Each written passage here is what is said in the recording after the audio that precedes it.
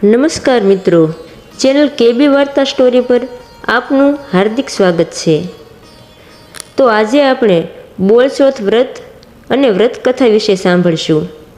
બોળચોથ વ્રત શ્રાવણ વદ ચોથના દિવસે આવે છે।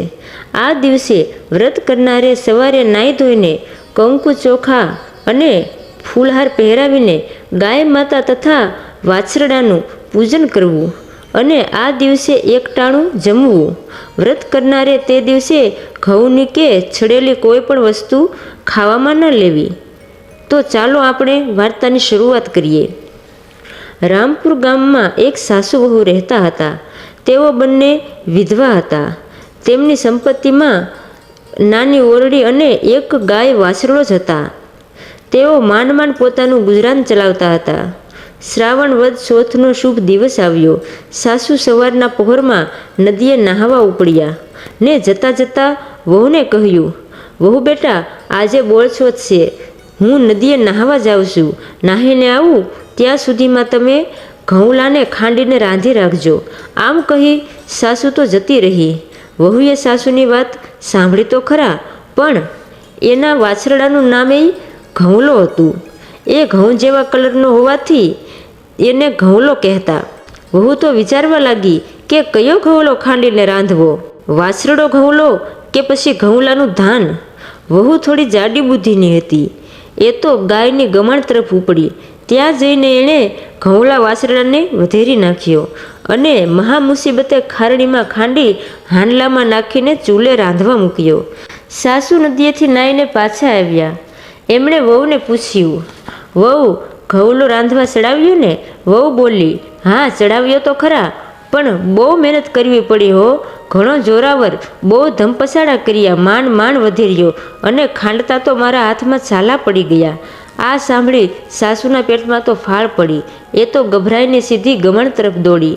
ત્યાં જઈને જુએ તો ઘઉંલો ન મળે, લોહીનું ખાબોચિયું ભર્યું હતું। આ જોઈ સાસુની આંખમાંથી તો દડ દડ આંસુ વહેવા લાગ્યા।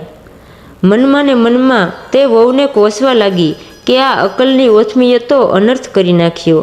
તે વહુને ખીજાઈ, પણ એને ખબર હતી કે વહુએ આ કામ ઓછી બુદ્ધિના લીધે કર્યું છે। વહુને પણ પોતાની ભૂલ સમજાઈ ગઈ। એ પણ રડવા લાગી, પણ હવે થાય શું? આજે બોળચોથ છે, હમણાં સ્ત્રીઓ ગાય વાછરડીનું પૂજન કરવા આવશે, ત્યારે આપણે તેને શું મોઢું બતાવશું? સાસુએ તો ઘઉંલાવાળું હાંડલું ટોપલામાં મૂક્યું અને કોઈ જોવે નહીં એમ ગામની બહાર જઈને ઉકરડામાં દાટી દીધું। પછી પાછી ઘરે આવી।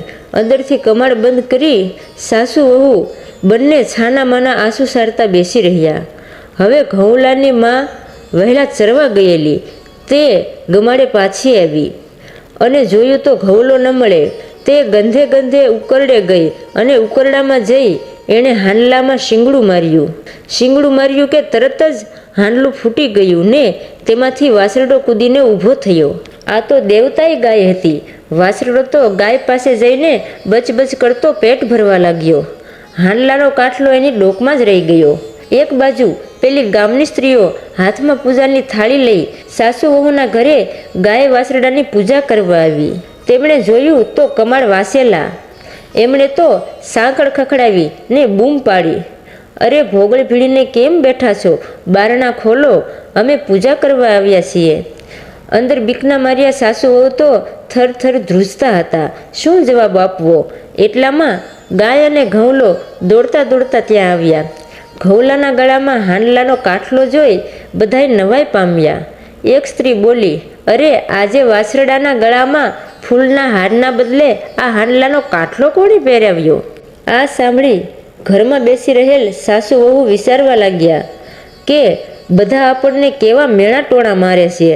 વહુએ કમાડની તિરાડમાંથી જોયું તો સાચે જ ઘઉંલાને જીવતો ભાળ્યો ને એની ડોકમાં હાંડલાનો કાઠલો પણ હતો। વહુ બોલી, બા બા, જુઓ તો ખરા, આપણો ઘઉંલો જીવતો છે। સાસુને વહુની વાતનો વિશ્વાસ ના આવ્યો। તેમણે પણ કમાડની તિરાડમાંથી જોયું તો ઘઉંલો તો એની માતાને બચબચ ધાવતો હતો। આ જોઈ સાસુના હરખનો તો પાર ના રહ્યો। એમણે ઘરના કમાડ ઉઘાડ્યા અને સાસુ વહુ બહાર આવ્યા। તેમણે બધી સ્ત્રીઓને આજે ઘટેલી સાચી હકીકત કહી દીધી। એમણે કહ્યું, તમારા આ વ્રતના પ્રતાપે જ આજે ઘઉલો પાછો સજીવન થયો છે. અમારાથી તો અજાણતા ઘોર પાપ થઈ ગયું હતું. સાસુએ ઘઉલાના ગળામાંથી કાટલો કાઢી ફૂલહાર પહેરાવ્યો. પછી સૌએ ભેગા મળી ગાય વાછરડાની પૂજા કરી. સાસુએ ગાય માતાના કાનમાં કહ્યું, હે ગાય માતા, સત તમારું, વ્રત અમારું. આથી બોળચોથના દિવસે ખાંડવું નહીં ને દળવું નહીં. એમ કહેવાય છે કે ગાય માતાના શરીરમાં 33 કરોડ દેવતાઓનો વાસ છે. માટે જ તો બધા ગાય માતાની પૂજા કરે છે. હે ગાય માતા, આ વ્રત કરનારને તમે ગોરાણીની માફક ફળજો. આશા કરું છું કે અમારો આ વિડીયો આપ સૌને પસંદ આવ્યો હશે. જો પસંદ આવ્યો હોય તો લાઈક શેર કરજો અને અમારી ચેનલમાં નવા હોય તો એને સબસ્ક્રાઈબ કરી લેજો. જય માતાજી.